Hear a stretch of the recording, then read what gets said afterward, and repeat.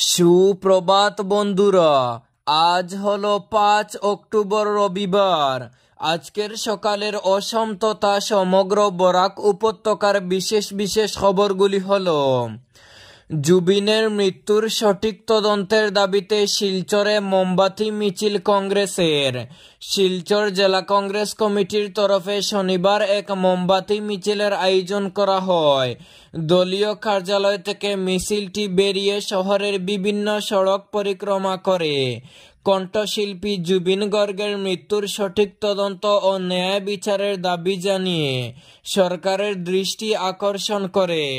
সংবাদ মাধ্যমের সঙ্গে কথা বলতে গিয়ে জেলা কংগ্রেস সভাপতি সজল আচার্য সহ অন্যান্যরা জানান, জুবিন গর্গকে যেভাবে হত্যা করা হয়েছে তা কোনোভাবেই মেনে নেওয়া যাবে না।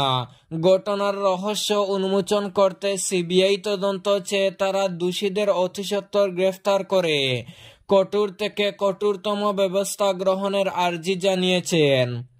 পরবর্তী খবরে যাওয়ার আগে অবশ্যই ভিডিওতে একটি লাইক করুন এবং চ্যানেলটি সাবস্ক্রাইব করে পাশের বেল আইকনটি বাজিয়ে রাখুন।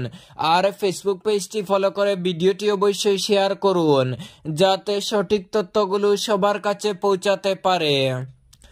টিকিটে আর্থিক লেনদেন নয়, কংগ্রেসকে বিদে বললেন শাকিলুর রহমান। শ্রীভূমিতে অসম জাতীয় পরিষদের সভা, কংগ্রেস ত্যাগ করে 200 জনের যোগদান। উড়ে এসে জুড়ে বসা নয়, দক্ষিণ করিমগঞ্জে স্থানীয় প্রার্থীর প্রতিশ্রুতি। গত পঞ্চায়েত নির্বাচনে দলীয় টিকিট বন্টনে কিভাবে কালো ডুঙ্গার মাধ্যমে অর্থের লেনদেন হয়েছিল সেটা আপনারা প্রত্যক্ষ করেছেন। আর এবারের বিধানসভা নির্বাচনেও এটা যে হবে না সেটার নিশ্চয়তা কোথায়?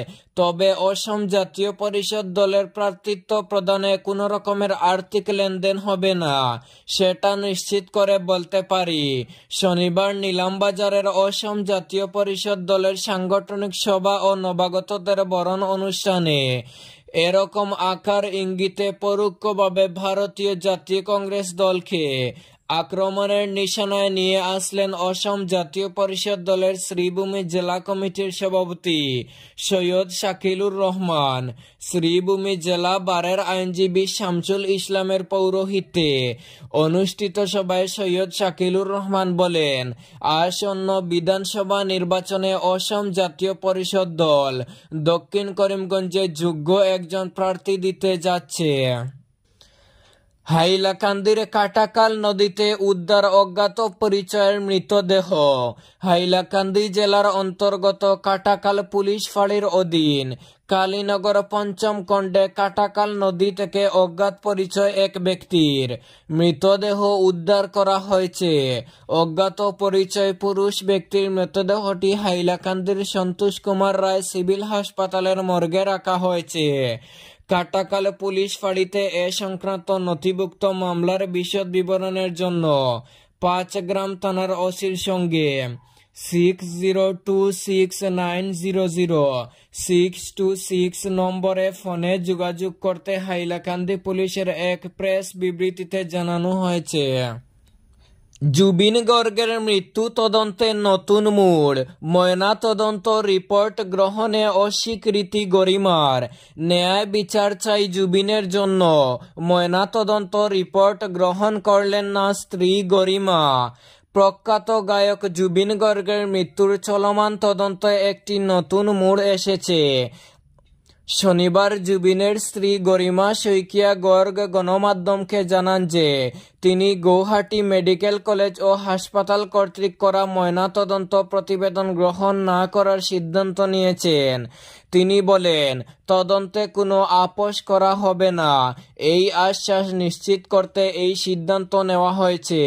গরিমা আরও বলেন, যেহেতু তদন্ত এখনো চলছে তাই আমার মনে হয়েছে এই মুহূর্তে ময়নাতদন্ত প্রতিবেদন প্রকাশ করলে প্রক্রিয়াটি ব্যাহত হতে পারে, সেই কারণেই আমি এটি গ্রহণ করিনি। তিনি আরও উল্লেখ করেন যে ময়নাতদন্ত প্রতিবেদনটি আদালত এবং তদন্তকারী কর্মকর্তাদের কাছে থাকা উচিত এবং তিনি আইনের উপর সম্পূর্ণ আস্থা রেখেছেন। আইনি বিষয় সম্পর্কে আমি খুব বেশি কিছু জানি না। আমি বিশ্বাস করি তদন্ত সঠিকভাবে এগিয়ে চলেছে। বিশেষ তদন্তকারী দল গতকালই ময়নাতদন্ত প্রতিবেদন জমা দিয়েছে বলে জানানো হয়েছে। রাজকমলের সঙ্গে কংগ্রেসের কোনো সম্পর্ক নেই, গৌরব গগৈর স্পষ্ট বার্তা। ভুল তথ্য ছড়ানো হচ্ছে, জুবিনের ন্যায় বিচার চাই, কংগ্রেসের পাল্টা দাবি। প্রদেশ কংগ্রেস কমিটির সভাপতি গৌরব গগৈ শুক্রবার এক সাংবাদিক সম্মেলনে স্পষ্ট জানিয়ে দিলেন যে সুপ্রিম কোর্টে শ্যামকানু মহন্তের পক্ষে আইনজীবী হিসেবে উপস্থিত হওয়া অ্যাডভোকেট রাজকমলের সঙ্গে কংগ্রেস দলের কোনো রকম যোগসূত্র নেই। তিনি বলেন, রাজকমল কংগ্রেস দলের সদস্য নন, তার সঙ্গে আমাদের কোনো যোগাযোগ নেই। তার উপস্থিতি নিয়ে যে খবর ছড়ানো হয়েছে তা উদ্দেশ্য প্রণোদিত ও জনসাধারণকে বিভ্রান্ত করার অপচেষ্টা। গগৈ এই ধরনের প্রচারকে ইচ্ছাকৃত ভুল তথ্য পরিবেশন বলে অভিহিত করেন এবং প্রশ্ন তুলেন, এই বিভ্রান্তিমূলক তথ্য প্রথম কে ছড়ালো আর কেন ছড়ালো সেটা এখন জনসাধারণের জানা উচিত। তিনি আরো জানান, রাজকমল আগে পাঞ্জাবের প্রাক্তন মুখ্যমন্ত্রী ক্যাপ্টেন অমরিন্দর সিংয়ের আমলে ডেপুটি অ্যাডভোকেট জেনারেল ছিলেন। উল্লেখযোগ্যভাবে অমরিন্দর বর্তমানে বিজেপির ঘনিষ্ঠ। গগৈ আরো বলেন, আমরাও চাইলে এই ধরনের রাজনীতি করতে পারতাম, কিন্তু আমাদের লক্ষ্য সস্তা রাজনীতি নয়, আমাদের লক্ষ্য জুবিনের জন্য ন্যায় বিচার। সিলিন্ডার বিস্ফোরণে ভয়ঙ্কর অগ্নিকাণ্ড ডলুতে, পুড়ে ছাই বসতঘর। ভয়ঙ্কর অগ্নিকাণ্ড সংঘটিত হল কাছাড়ের বড়কলায়। বাবার শ্রাদ্ধ অনুষ্ঠানে সিলিন্ডার বিস্ফোরণে অগ্নিকাণ্ড সংঘটিত হয়। কোনো কিছু বুঝে ওঠার আগেই আগুনের লেলিহান গ্রাস করে ফেলে পুরো ঘর। মুহূর্তের মধ্যে সবকিছু ধ্বংস হয়ে যায়। জানা গেছে, কাছাড়ের বড়কলা বিধানসভা কেন্দ্রের অন্তর্গত ডলু জিপির কালীনগর বাগান এলাকার বাসিন্দা পিনাক দাস তার বাবার শ্রাদ্ধ অনুষ্ঠানের আয়োজন করেন। এমতাবস্থায় হঠাৎ করে গ্যাস সিলিন্ডার বিস্ফোরণ ঘটে। মুহূর্তের মধ্যে আগুন ছড়িয়ে পড়ে। যদিও স্থানীয় জনগণ আগুন নিয়ন্ত্রণে আনার চেষ্টা করেছিলেন, কিন্তু বিফল হন। খবর দেওয়া হয় বড়কলা থানায়। খবর পেয়ে ঘটনাস্থলে পৌঁছে বড়কলা পুলিশ ও দমকল বাহিনী, কিন্তু এতে অনেক দেরি হয়ে যায়। ঘরের আসবাবপত্র সহ ধান চাল সহ বিভিন্ন ধরনের সরঞ্জাম আগুনের লেলিহানে শিখায় ধ্বংস করে দেয়। এদিকে খবর পেয়ে ঘটনাস্থলে উপস্থিত হন বড়কলা সেদ সংস্থার সম্পাদক অজিত দাস, বড়কলা মন্ডল বিজেপির সভাপতি পিনাক দাস, কল্লোলজিৎ চক্রবর্তী, বড়কলা জিপির আঞ্চলিক পঞ্চায়েত সদস্য শিবু দাস প্রমুখ। পরিবার সূত্রে জানা গেছে, ঘরে রাখা প্রায় 80 মণ ধান ও গুরুত্বপূর্ণ নথিপত্র সবকিছু পুড়ে ছাই হয়ে গেছে। তাদেরকে সরকারি সহায়তা সহ ক্ষতিপূরণ দিতে কাছাড়ের জেলা কমিশনার ও রাজ্যের মুখ্যমন্ত্রীর আশু হস্তক্ষেপ কামনা করেন। উত্তর কৃষ্ণপুর প্রথম খণ্ডের বসতবাড়ি জবরদখলের চেষ্টা, প্রতিবাদ জমি মালিক সহ স্থানীয় মানুষদের। শুক্রবার শিলচর শহরতলির নাগাটিলার উত্তর কৃষ্ণপুরের অসহায় বিধবা বৃদ্ধা মনিরুন্নেছা বেগম মজুমদারের 8 কাঠা জমির উপরে থাকা বসতবাড়ি ভাঙচুর করে অবৈধ দখলের চেষ্টা করার অভিযোগ উঠল নাগাটিলার বাসিন্দা নুর উদ্দিন লস্করের বিরুদ্ধে। অভিযোগ, দলবল নিয়ে বসতবাড়ি দখলের চেষ্টা করেন নুর উদ্দিন। বাড়ির মালিক মনিরুন্নেছা বেগম মজুমদার সহ কন্যা ডেইজি বেগম মজুমদার ও পুত্র ইকবাল হোসেন মজুমদার জানান, গত 30 সেপ্টেম্বর রাতে 10:30 নাগাদ আচমকা নুর উদ্দিন লস্কর একদল গুন্ডা বাহিনী নিয়ে বাড়ির গেট খুলে ঘরে ঢুকে ঘর থেকে মনিরুন্নেছা সহ পরিবারের সদস্যদেরকে বের হওয়ার কথা বলেন এতে পরিবারের সদস্যরা আপত্তি জানালে নূর উদ্দিন বাহিনী টানা হেঁচড়া করে তাদেরকে ঘর থেকে বের করে দেয়। এই বাড়িতে প্রবেশ করলে তাদের প্রাণে মারার হুমকি দেওয়া হয়।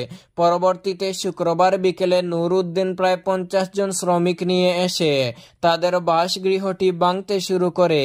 এতে খবর দেওয়া হয় রাঙ্গিরকাড়ি পুলিশকে। এদিকে স্থানীয় মানুষরাও এগিয়ে আসেন পরের পুলিশের সহযোগিতায়। শ্রমিকদের সরিয়ে দেওয়া হয়। অবৈধভাবে জমি দখলের চেষ্টা ও বিশ্বপ্রিয় ভাঙচুরের অভিযোগের ঘটনায় সুবিচার কামনা করে রাঙ্গিরকাড়ি পুলিশ ফাঁড়িতে নূর উদ্দিন লস্কর ও পারভেজ লস্করকে অভিযুক্ত করে এক মামলা করেছেন ইকবাল হোসেন মজুমদার। শিলচরে সাংসদ পরিমলকে সঙ্গে নিয়ে সখী নিবাস কর্মজীবী মহিলা হোস্টেলের শিলান্যাস করলেন মন্ত্রী কৌশিক।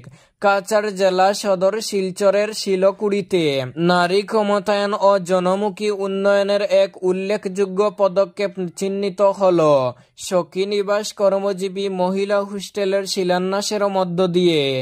রাজ্য সরকারের মিশন শক্তি প্রকল্পের আওতায় নির্মীয়মান এই হোস্টেলের শিলান্যাস করেন রাজ্যের খাদ্য, নাগরিক সরবরাহ ও ভোক্তা সুরক্ষা, খনিজ ও খনিজ পদার্থ এবং বরাক উপত্যকা উন্নয়ন বিভাগের মন্ত্রী কৌশিক রায়।